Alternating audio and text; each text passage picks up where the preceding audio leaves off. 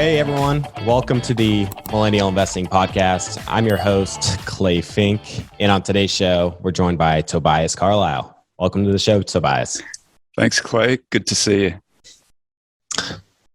So you've been on Millennial Investing Podcast with Robert. That was way back on episode 25. It was released in March 2020, so that was probably recorded just prior to the crash. Blow up. In that Wow. month.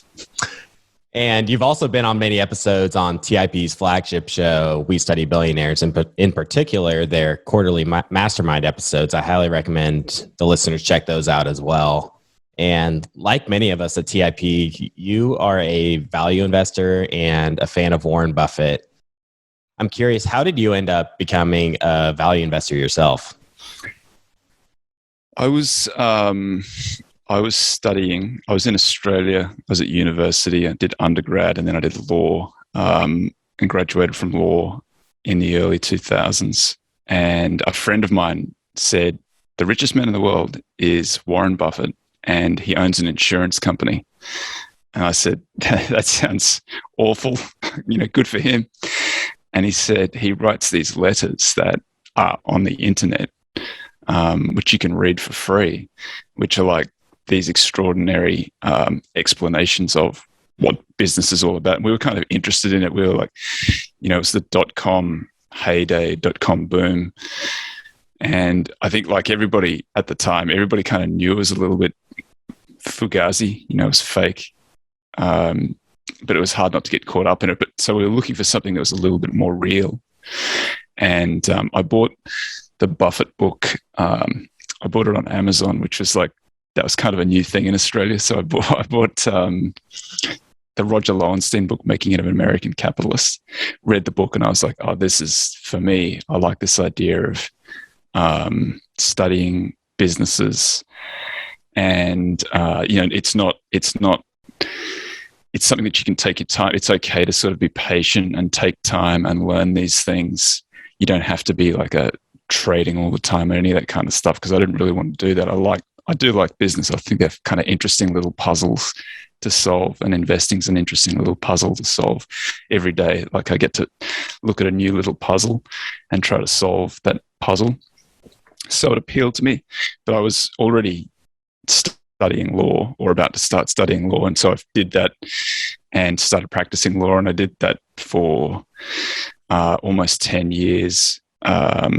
As a merger and acquisitions guy, and funnily enough, I did tech M&A. So I got transferred to San Francisco from Australia to our San Francisco office, where I was doing Yahoo. Actually, was doing a lot of that. I was doing a lot of their bolt-on acquisitions. It was kind of fun.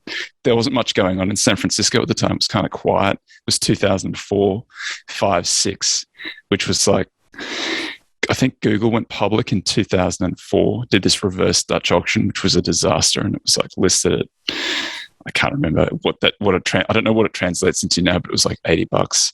I was really interested in it and I had a look at it. But like the only thing that I knew, lots of software engineers in Silicon Valley, and they were all trying to come up with things that used Google Maps, which was the new thing at the time, and trying to build something. And then what they would like, you'd come up with a mission burrito locator and sell that, acqui-hire, which is like they really want to hire the engineer because he sort of knows what he's doing with Google Maps, but they don't want to buy the business so much. They just get the business and shutter the business or the little mission burrito locator. But now they got a guy who knows what he's doing with that sort of stuff. So you get a little hiring bonus. And I thought, there's nothing going on here. I'm going to go back to Australia and be general counsel of an Australian stock exchange listed telecommunications, like dark fiber infrastructure company. That was fun, but it got bought. And then I had a little bit of money, and I decided I wanted to go back to being an investor again. So or go back to be like, learn how to become an investor, not go back to being an investor again. And I had remembered that in the early 2000s, I was interested in like the Ben Graham nets, which are things that are trading below sub-liquidation values, the most conservative assessment of value that you can do. And I had seen in the early 2000s all of these things. They don't come out very often. You only see them at the bottom of a bust. And when they do, they generate really good returns. And I thought if that ever happens again, I'll go back and start doing that stuff. And in 2007, 8, 9, at the bottom of that bus, there were all of these nets around. So I started a little blog called greenbacked.com, and I just wrote about little nets that had an activist who was planning to bust the company up or get the money out or do something like that. And it was a good strategy for the time, but it kind of disappeared again pretty quickly. So then I was concentrating on trying to develop my own investment style, being probably more towards the more traditional end of value than even Buffett. I think that as I've gone along, I've learned more about business quality, and I've got better at assessing businesses and things like that. So that's where I find myself now. I run 2 funds, a mid-cap and bigger fund called the Acquirers Fund, which is the ticker ZIG, and that very traditional kind of maybe not quite where Buffett is, where Buffett's sort of looking for that wonderful business at a fair price. I'm still a little bit more at the fair business end of that, but at a very deep price, very cheap price. And then there's a small and micro version of ZIG called DEEP, DEEP, and it's exactly the same. It's just in the universe that is not ZIG, so it's the small and micro universe, exactly the same investment style. Something could come out of DEEP and go into ZIG, or vice versa if it gets too small. And that's the path basically. Yeah, you mentioned your funds. I'd like to dig into those a little bit later and dig into your investment process first and how you think as an investor. So you talked about Benjamin Graham and Warren Buffett. Were there any other investors that had a big influence on your development as an investor? Well, Graham was an early activist. So if you read, there's this people who like to read security analysis, which is the old Graham and Dodd book, which is a really, really tough read. The first one that I got, like, it's like this, you're declaring who you are as an investor which version of it you buy. So I bought you could get the original. It was like it's a reprint of the original. It's not, I haven't got the original version of it. I've got some bootleg. No, I think it's published by the same publisher, and I bought it, like in 1997 or something like that. And it was just brutal to read it, but I kind of got all the way through it, and then I didn't touch it, for 10 years until I started trying to, or more than that, when I tried to start doing this stuff again. And I just remembered that he had written the chapter on liquidation value. I forget exactly where it is now, but it's like chapter 38 or something like that. And then right the next chapter is the chapter on the relationship of management. And it's a little bit about activism. And so if you start along that path, you find yourself with Carl Icahn. And I found this great book on Carl Icahn. I had to buy it from it's been reprinted now, but it was I think it's called King Icahn. And I bought it from I had to go and find a secondhand bookstore or a vintage bookstore. And I bought that and I read it and I was like, oh, this is pretty fun. What he's kind of trying to do. It's like a more modern version of what Graham was doing. And so I became interested in that for a long period of time. I think eventually I sort of figured out the problems with his approach. It really does require you to get control, and you need certain amounts of capital to kind of do that, and you really need to know what you're doing. It's expensive to go through it. I had done this as a corporate lawyer. I'd gone through proxy fights and hostile takeovers and liquidations and LBOs and all that sort of stuff. And I kind of had an idea how much work was involved and how much expense, particularly if you got a corporate law firm doing that stuff. You're going to write some really big checks as an investor. And it became clear to me that was really not it's not a realistic approach for me and probably for most investors. And so then I thought, well, if you can't get control of these things, what are you going to look for? And if you can't get control, you need to be pretty confident that management is doing a good job? And then how do you assess whether management's doing a good job? And I think it's things like looking for, are they taking advantage of, if the company is undervalued, so let's stipulate that we're already value guys, we're going and we're finding these things that are undervalued. What would you want management to do? What would you do as an outside investor? Like, what would you want management to do? You want them to buy back stock. You want them to do stuff like that. So that became a bigger part of the process, that what is management doing with this undervaluation? That's sort of, now there's lots of research that shows that all of the steps that, I try to do all of these things that add probabilistically to help me in the outcome. And one of them is, buying stuff that is undervalued is a very powerful tool to help you generate very good returns. Buying stuff where management is buying back a material amount of stock is another really good way to help you with good returns. And then you want to be able to make some assessments about the business. And I became very interested in that research, and I posted a lot of it on Greenbacked in 2008, 9, 10, when I was sort of writing that consistently. And then I partnered with Wes Gray. We went and he was a Booth PhD candidate at the time. And we went and found every bit of industry and academic research we could on fundamental analysis and credit and stuff like that. And so we went through and we built this model, which became a book called Quantitative Value that came out in 2012. And that's sort of it's less individual personalities and more sort of what quantitatively drives returns for fundamental investors. And that's sort of how I've developed as an investor. So since then, I've just refined that approach. Now, when I did research on you, you talk a ton about mean reversion. And over the last decade, we've seen growth outperform value, and growth seems just to get more and more expensive relative to value anyways. Could you tell our audience what mean reversion is from an investment standpoint and how it relates to your investment strategy? There are two broad theories about why value outperforms. And one is the Fama French theory that value generates higher returns because it is riskier. And they point to the fact that value firms tend to, particularly if you're using price to book as your value definition, which most academics do, you will find that what you think you're buying is like $1 billion of assets for $100 million. And that's a price to book of, one of like 10, something like that, or 1/10.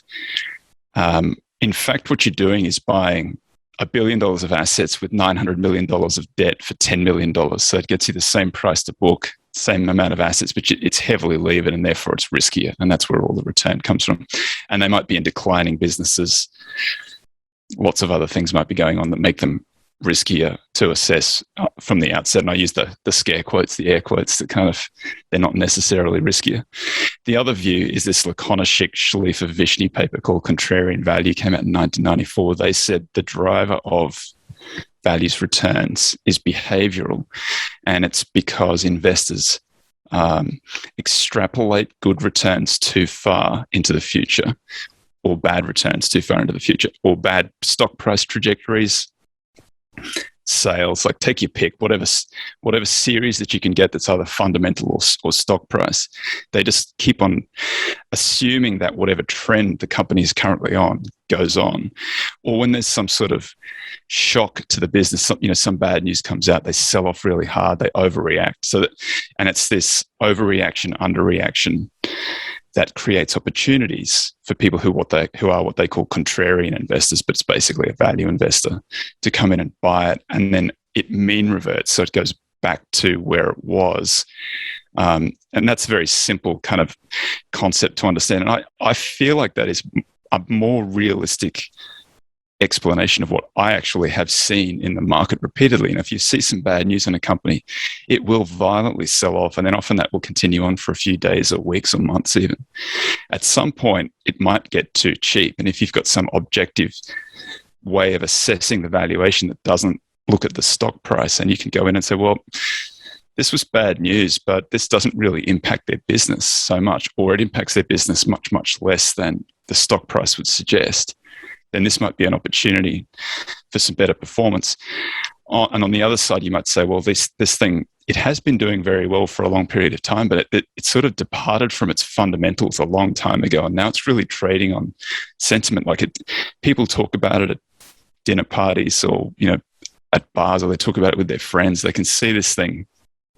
It went up 30% last year, went up 80% the year before that. This thing just goes up, and so they buy it, and it gets that ski slope kind of trend to the stock price, and like you can't lose on this thing, and that's over extrapolation to the upside. So that's the idea. Mean reversion is this idea that things go back to the mean, go back to average. The mean moves around. Your job as an analyst is to sort of figure out where the valuation is, and I think the mean is about valuation. Stock prices do tend to sort of circulate around the mean, and they sort of fluctuate a lot over the course of the year. I think the statistic was something like from its peak to its trough, the average stock is like 1/3 or up 3 times. So if you have a way of assessing the value and you can find it trading at a big discount, you buy it, and the value, eventually the stock price goes back to its value or even beyond it, and that's mean reversion. That's how value investors are really generating their returns. And part of that is just human psychology. When people are optimistic, they'll pay whatever price they need to get in, and that's what you saw like in the .com bubble. And that's exactly right. I agree. I couldn't agree more. Yeah, when they're quite optimistic, they'll overpay, pay over what the mean is, and then when things are doom and gloom and there's blood in the streets, people do anything to sell it, no matter what the price is, and that's how you see when you're able to get in at a very low price. And we've seen it over the last year or so with many of the high flyers, the names that you just couldn't not own at any price. Like they were going up all the time. Zoom is a great example. Like Zoom was just going to dominate everything else. And now, like a lot of these names are off 50 to 60 to 70%. And their underlying businesses are still pretty good. Their businesses are growing. They're still making money. They're growing fast. It's just that the valuation gets so far ahead of them that you can't make money as an investor, even if the business does very well. And vice versa. That's something that often, it hasn't been a strategy that's worked well for the last 10 years. So a lot of people have completely dismissed value, but there is this other idea that you can assess a business and say, this is not a great business, but this is a sufficiently good business. And I'm like a handicapper at a racetrack. It's not a great business, but it's being priced as if it's an absolute garbage business that's going out of business completely. Like it might be liquidated, and here it is. It doesn't have to do much. Like it's got to get out of bed in the morning and keep on going, and you get pretty good returns. And that's sort of the opportunities that I'm looking for, stuff that doesn't have to do anything heroic to generate pretty good returns. It's a strategy that hasn't worked for a little while, but it seems to have turned the corner in about September last year, and there might be a more of a return to sort of fundamental value, I think. Mm-hmm. One metric I've heard you mention before is the Shiller PE ratio. Today, that's sitting at around 40. And the only time it's ever been higher than that is during the .com bubble, where it almost touched 45 before the market crashed. Could you touch on what the Shiller PE ratio is and why it's something that's on your radar? So this is not something that I don't use this in my investment process at all. This is sort of more of a macro indicator, looking at where the market itself is, the index is. And I just use it to just contextualize a little bit where we are in the cycle. You don't see a Shiller PE of 40 at a trough. You see a Shiller PE of 40 like very, very rarely, very close to the peak. And so the last time we saw a Shiller PE of 40, it was, I forget exactly, but it might have been February 2009, and had about 9 or 10 months before we hit 45, just to give you an idea of how fast the market ran up then. And there's nothing magic about 45 either. The Chinese stock market got to 100 times. The Japanese stock market got to 100 times. But they have subsequently had, Japan particularly, we all know that Japan's had terrible returns since it peaked in like 1990 or 1992, something like that. It's been very tough for Japanese investors to make money at the index level. So what the Shiller PE is, so the reason I say 40 is you don't see that you may see 40 on the single year PE. So if we just look at this year's earnings, the Shiller, I think the single year PE for the index might only be like 27, something like that.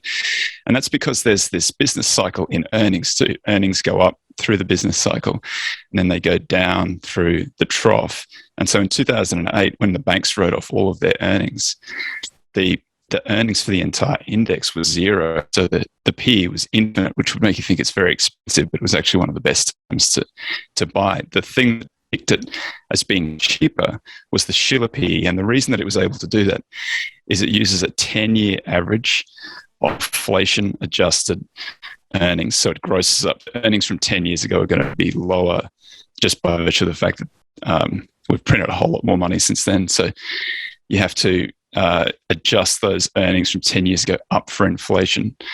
And then you just take an average of all of them and you compare that to the current price, and you can track that series through time back to about 1850. And that's why we know that it got expensive in 1929.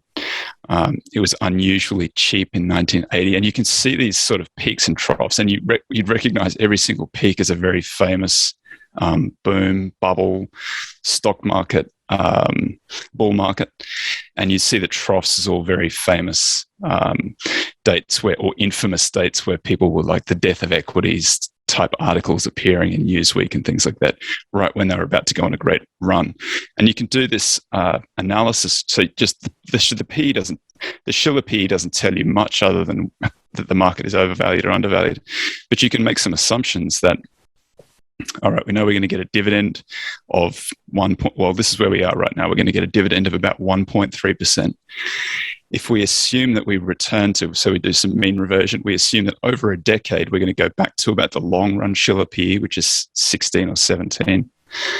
What will that mean for the index? Well, it's negative returns on the index to the tune of about 1.2% a year. So the whole market will generate returns of about negative 1.2, but that includes 1.3% in dividends. So your total return is only negative to the tune of about 0.1% per year, but you're going to be a dividend clipper. So it's possible that in a decade, the index is where it is today, and through the interim, you've got 1.3% a year in dividends. Now, those aren't great returns. The reason we are where we are is because interest rates are so low. I think the 10-year today is something like 1.5%.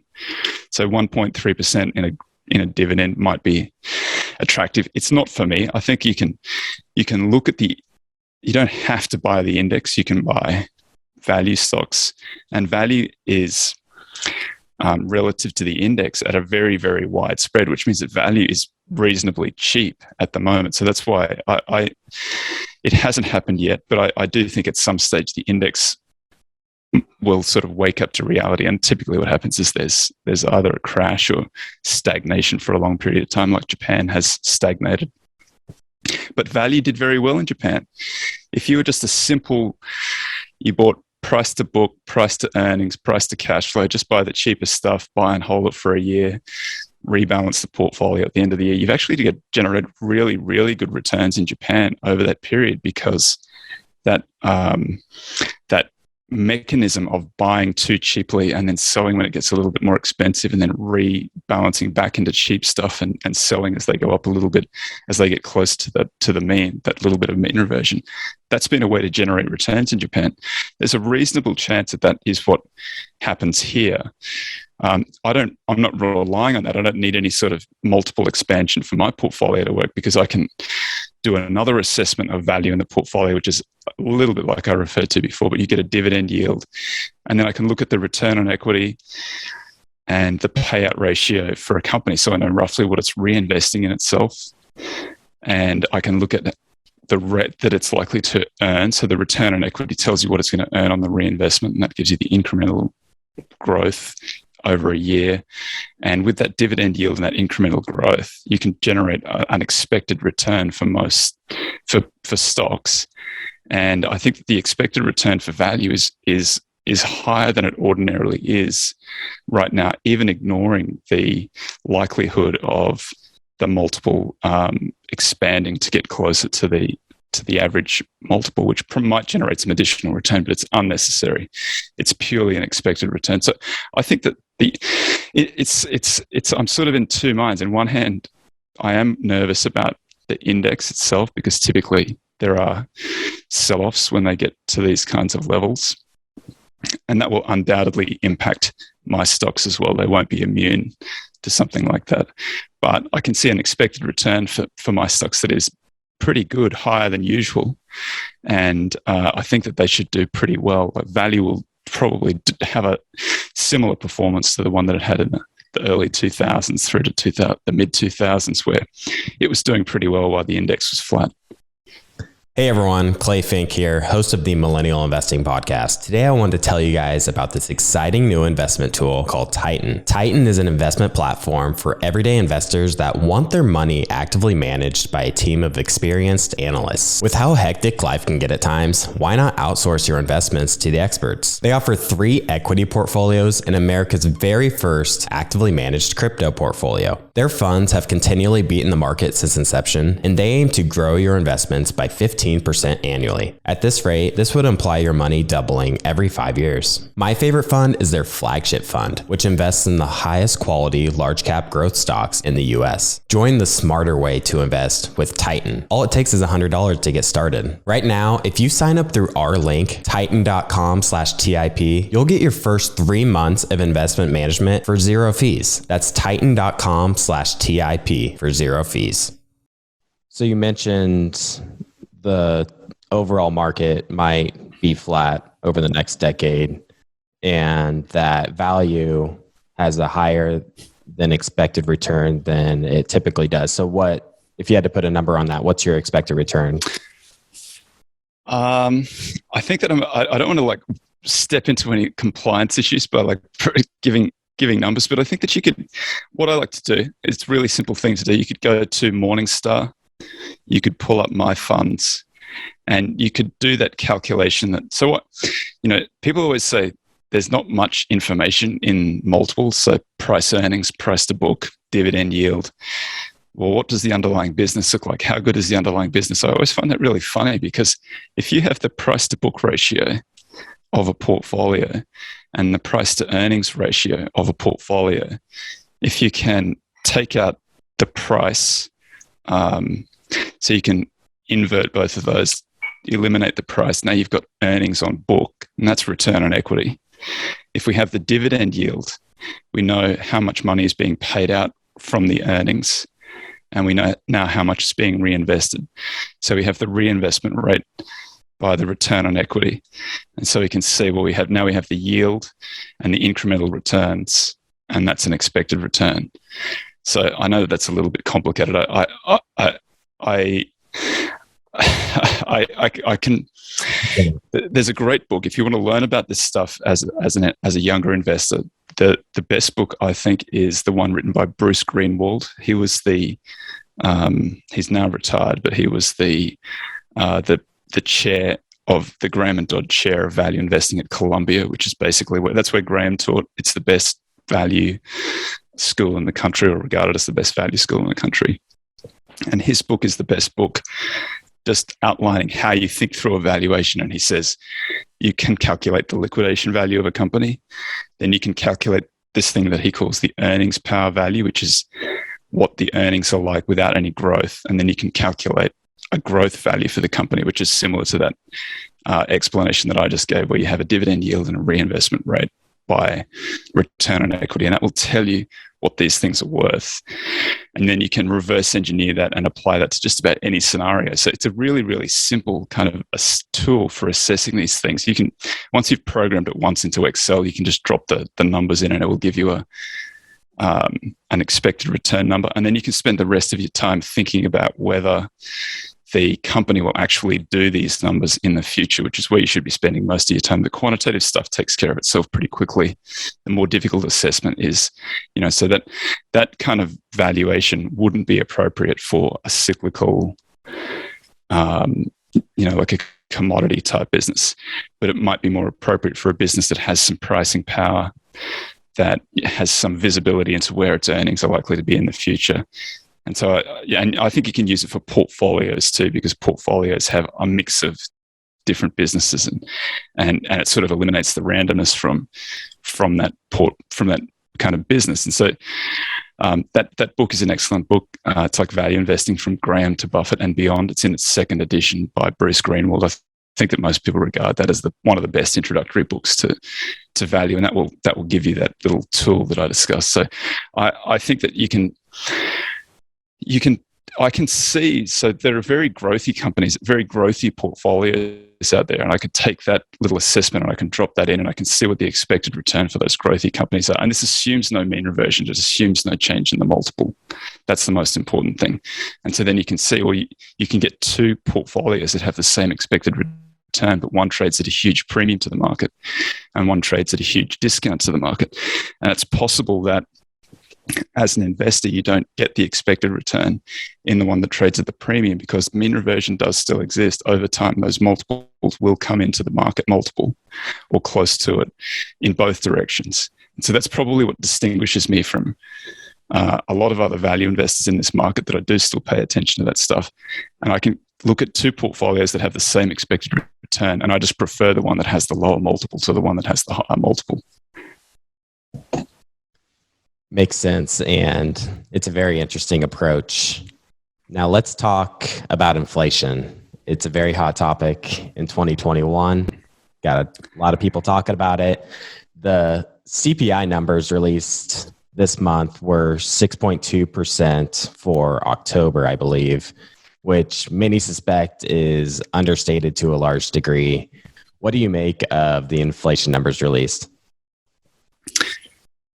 If you want to look really foolish in the future, what you should do is try to predict where inflation's going. So I hope someone's listening to this in 2025 or something like that and says, wow, you got that wrong. But this is from my perspective, what has happened is we've had that flash crash in 2020 that rebounded very quickly. The Fed responded very aggressively and printed a lot of money, which it had been doing beforehand. And you can look at the growth in the Fed balance sheet has been absolutely extraordinary and become it's asymptotically approaching infinite, I think, at this point. But it's a very big increase. And at the same time, we've had this supply disruption where goods aren't getting to the States because they're all on container ships that are floating out off the coast here. I can see them every day when I go for a drive around. You can walk to Catalina Island from Los Angeles. There are so many boats out there, and it's affected the air quality here. That's how many container ships are floating around out there. But the result of that, a whole lot of money dumped into the system and a restriction in the goods, has created this scenario where we've got this massive increase in the cost of goods, the CPI. And the argument, there are two arguments essentially. One is that this is transitory. The supply shortages will resolve themselves over time, and we'll go back to that sort of low inflation.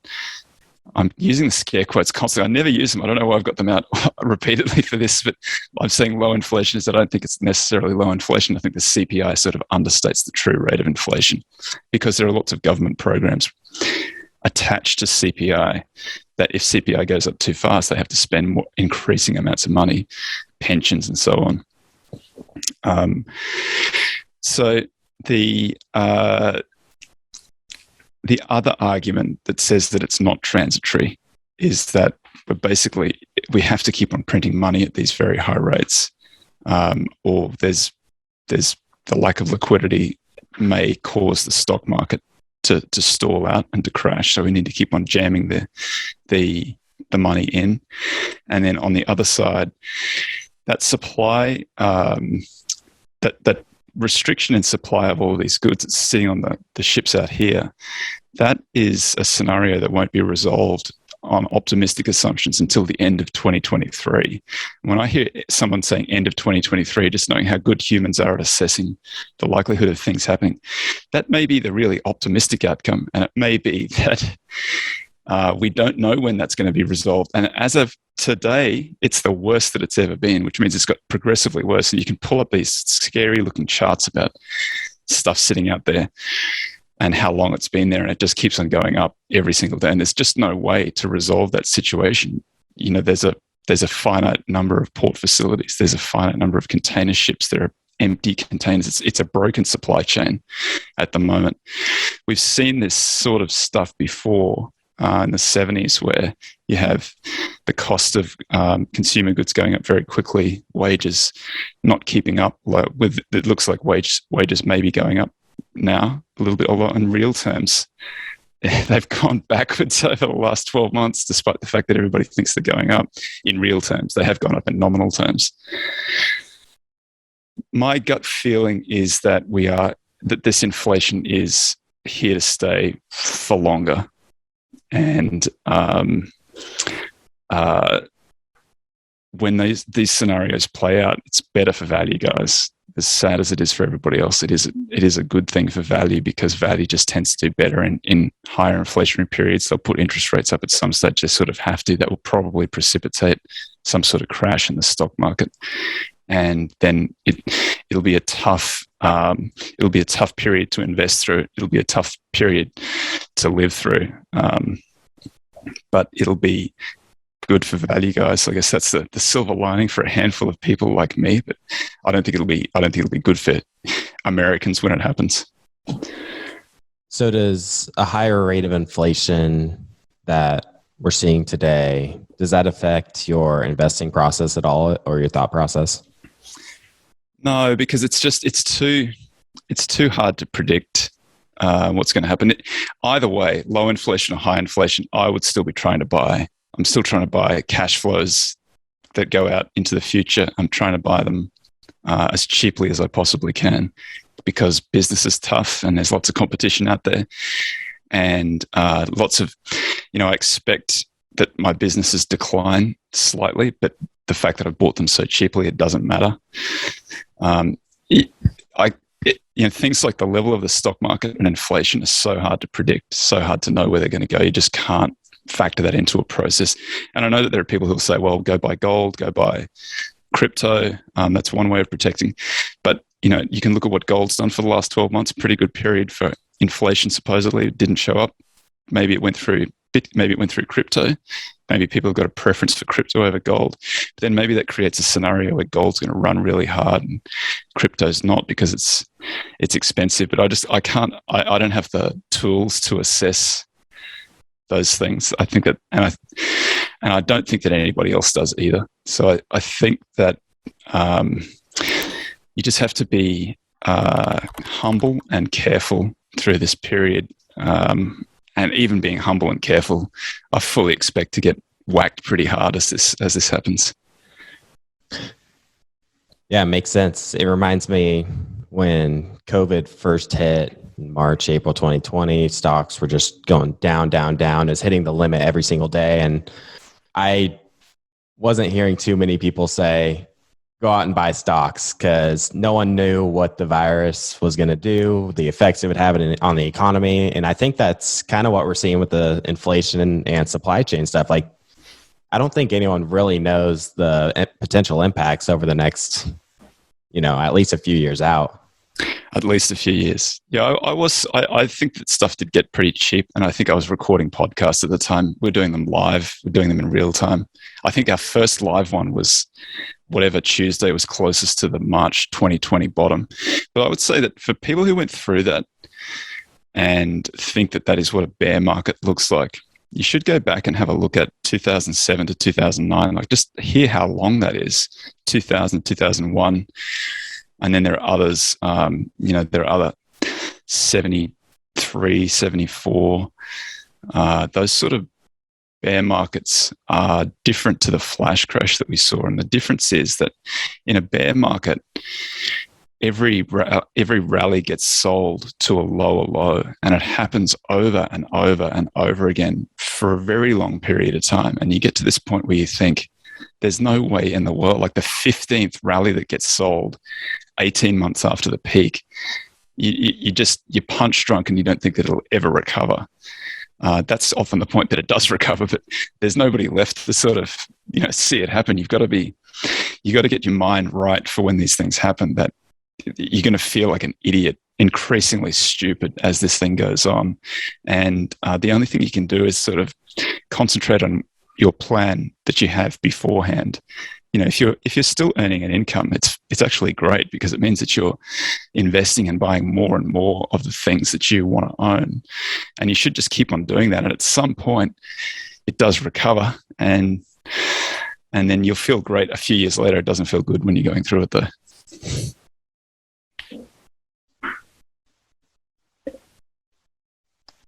So I was curious, in your valuation process, you're looking at, liquidation values and other types of values and calculations you're doing. And today we have very low interest rates and very high inflation. So I was curious, are you using a discount rate in your analysis? And if so, how are you coming up with that?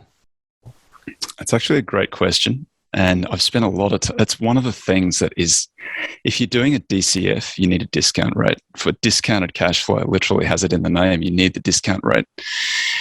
It's really, really hard. And this has been the hardest thing over the last decade, is what's the right discount rate? And I don't know. And I don't think anybody else does either.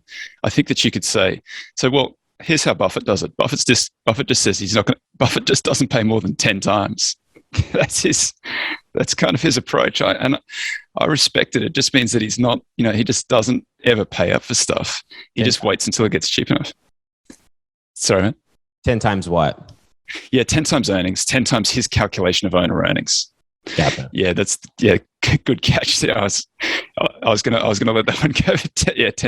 10 times owner earnings, which is, that's not the bottom line. That's what he thinks it's going to generate, probably in cash terms, for the business. So, Apple sat there for a very long period of time. When Apple got cheap enough, he put a third of his book into it, and then it rallied 3 times. I still think that's the greatest trade ever, because it's the most amount of money deployed in a single trade, and then, recovered so quickly. And he's so disciplined. He just sits in there. He's got $140 billion in cash, still sitting there waiting for something like that. He uses 10 times. I invest in a way that doesn't actually require a discount rate, because that little explanation that I gave before, the one that is based on Greenwald's investment process or investment sort of tool, there's no discount rate in that. And I like that, because it takes away that necessity of, like, is 1.5% the appropriate discount rate, because that's the 10-year right now, or would you want to take the long run average of the 10-year, which is about 6%? And that's historically what people have done, taken about 6%, then added some risk premium on top of that. I think that's what Buffett's doing. 6% plus a risk premium probably gets him to about 10%. He hasn't seemed to have stepped it down much at all through this period, but I do it without using a discount rate. So there's no discount rate in that. Like, look at what you're currently, what the thing is earning. Look at what it's going to reinvest in its business. Look at what that will do incrementally. And one of the nice things about that is it does have built into it the multiple. It's just hard to, if you don't get enough of a yield back out, you don't get enough reinvestment back in, and so you're sort of forced into these lower things. And you might then say, well, I know roughly what the market is expecting. So the market return on equity is about 13.3% for the S&P 500. Reinvestment rate, I think, is about 60%. And so you can look at that and say, is this thing that I'm currently looking at a better company than average? Is it cheaper than average? I'm in a pretty good position here, I think, to do well. I tend to like drive. I want much cheaper than average, and like about the average in terms of business quality. So I tend to pay a little bit less than 10 times. But I'm no Buffett, so if I was a better analyst, I might pay more. Now let's talk a bit more about your funds. The first fund I believe you started was the Acquirers Fund. Could you tell us a little bit more about that one? Yeah, it launched in May 2019. At the time, the spread between the most overvalued and the most undervalued was extraordinarily wide, historically wide. It's proceeded to get wider since then, which that's not good for value guys. That the idea is that it's just trying to buy the cheapest 30 names in the market. And I look at balance sheet and business quality, and I try to buy things that they're cheaper than they appear optically, and they're probably better than they appear optically, and I'm trying to buy them at a price that allows me to generate pretty good. So I want sort of 15% or better returns from each name in the book, and I typically I try to aim for about 17.5%, just because I think that there's a lot that can go wrong in business. A lot of these names aren't going to generate those returns. So I'm not saying that these are the returns that the fund is going to do. I'm telling you what the raw input is at the top. And then, whatever happens to these businesses happens to them. And I think that you probably likely see returns that are lower than that because competition and whatever else happens. And then I want businesses so they have to be rock solid from a balance sheet perspective, good businesses that are sustainable with pretty good margins. That's I'm sort of mostly interested in margins. I'm less interested in return on equity because I think it's a mean reverting series for the most part, both ways. And I want management to be doing something about that undervaluation. So I want them in there buying back material amounts of stock. So you'll find there's lots of companies out there that buy back enough stock to sort of mop up the options that they issue to management every year. So it might even be like a 15% buyback. It looks really good, but on a net buyback basis and net shares repurchased, it's flat, or it's even the share count's going up. I want something that for a decade they've opportunistically bought back stock at really good times. And that's often, so Lockheed Martin is one that's in my book right now. And I picked it up before Michael Burry did, or I picked it up at the same time that he did. I didn't buy it because he bought it. And if you look at the share count, they've bought back about 17% of their business over the last decade. It still generates really good returns on equity. It's a very strong balance sheet, very high transmission of earnings into cash flow. And it's a very, very stable business. And I think that that's one of those businesses that can sort of generate mid-teens returns for an extended period of time, and you're not paying very much for it right now. So that's kind of pretty good representation of what ends up in the portfolio. Just cheap, rock solid business, rock solid balance sheet. And what happens after I buy it. So does the fund go short some companies as well? How does that work? So the fund has shorted in the past. There are going to be some regulatory changes here that make it much more difficult to be short. And I also think that I've kind of reassessed myself as an investor, having gone through March 2020. And what I think that I want to do, and what we're doing now is we're going to remove the short book for the reason that it introduces, while having a short book means that I would inevitably do better in a drawdown. It sort of protects you on a mark-to-market basis. It does introduce this existential risk that any one of those positions could blow up. Now, I short very small. I short 1% of the book or less, and I rebalance very regularly. And I tend to be in stuff that's not heavily shorted, so I already do all of those things. But nevertheless, you still run the risk when you have a short on that you get caught in. Tesla could go up many, not that I'm short Tesla, but you could be short Tesla and have it go up, as many times as it has. But that's happened before with VW. I just forget I can't remember. It was Paul. I just forget who it was but they got squeezed and it can go up 10 times. So we've seen it with AMC, we've seen it with GME, we've seen it regularly. It's not a new phenomenon that short squeezes occur, but can I imagine that if I stay short a book of names for the next 40 years that I will get short squeezed in there sometimes. It sort of seems almost inevitable to me. So I think that what I would like to do instead is to remove the short book and just remove that risk completely. And I just rely on the fact that I can identify these undervalued names, and over a long enough period of time, the market should wake up to the fact that they are in fact undervalued, and they should be able to generate returns without the short book. So that's what I've done. I've taken off. We're in the process of taking off the shorts. We've already announced it to the market. It'll happen December 7th, and then from then on, it'll be a long only fund. Just for that reason that I'm trying to eliminate any little bit of risk that I can find in anything that could blow me up. So getting rid of that blow up risk introduces this mark-to-market risk where when the market goes down, we'll be caught. We won't do as well on a relative basis when the market goes down, but getting rid of that blow-up risk is just so much more important to me at this point.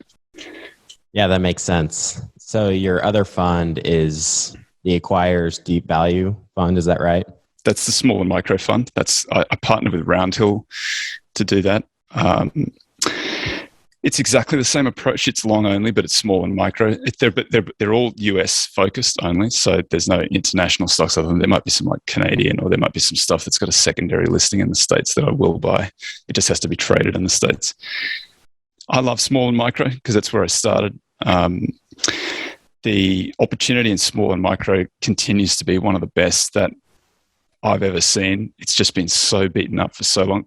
What the market has been for the last decade has been high growth, large cap have really been the beneficiaries. And so if you look at, again, if you go to Morningstar and you have a look at the style boxes of the funds that have done very well, like ARK, for example, their little, they're like their centroid will be high growth, large cap, and their distribution is all like heavily slanted up into that right-hand corner. And if you look at the funds that I run, they tend to be on the exact opposite side. They'll be smaller and they're extreme value. So when any sort of external party does a third-party factor analysis of my funds, the first thing that stands out is they are the deepest value funds that you'll find out there. And the second thing that stands out is they tend to be very high quality because I like cash flows and stock being bought back. That hasn't done very well in this market until about February this year. It has started to do a little bit better relatively. But the ordinary course is that approach to the market, smaller and better and value, has typically been a good way to generate better returns than the market. So I think that over time, given enough time, that's sort of what we'll see.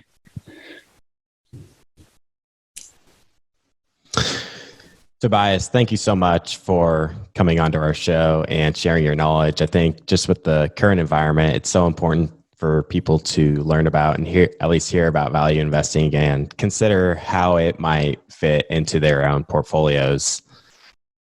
Now, before I close things out, where can the audience go to connect with you and learn more about you and your funds? Hey, thanks so much for having me on, Clay. That was I really enjoyed that conversation. There's some great questions in there. My firm is called Acquirers Funds, and it's acquirersfunds.com. I have a little website called acquirersmultiple.com, which has got like a free stock screener, and we post podcasts and blog posts just sort of walking through value investing and deep value investing and people who are in the space and what's happening, what people have said. And I do this with two buddies of mine who are both value investors. We have a little podcast where we chat about it called the Acquirers Podcast. I'm on Twitter at Greenbacked, GREENBACKD. It's a funny spelling. I'll probably have to change it at some point, but it's I post the links to all the stuff that we do on that if that's your preferred approach. And the two funds are the Acquirers Fund, which is the mid-cap and larger. That's ZIG, because you want to zig when the market zags. And then the small and micro one is deep, because that's deep value is the approach. But they're the same approach to the market. Just one is mid-cap and large cap, and the other one is small and micro. Got it. I will say I enjoy listening to you, Jake, and Will, keep up with what's in the market and talk about the crazy things like Tesla and crypto. I appreciate that. We tried to recreate, it's called Value After Hours. We tried to recreate these conversations that we were having. I mean, we were having these conversations on Zoom, and I just thought this would be fun if we could keep on doing this and people hear what we say, because this is basically what you guys talk about behind closed doors or in the bar after hours. And, we're pretty open, and you've seen, like, we're open about what we think about, Tesla or crypto or NFTs, for example. And so, it's, I get lots of nice emails. I get lots of nasty emails, but it's all authentic. It's the real thing. Yeah, I love it. Well, Tobias, thank you so much for coming on. Thanks, Clay. My absolute pleasure. Thanks for watching. Make sure to subscribe and hit that notification bell so you don't miss out on our next podcast episode and new investing resources. What are your takeaways and thoughts about this discussion? Let us know in the comments section below.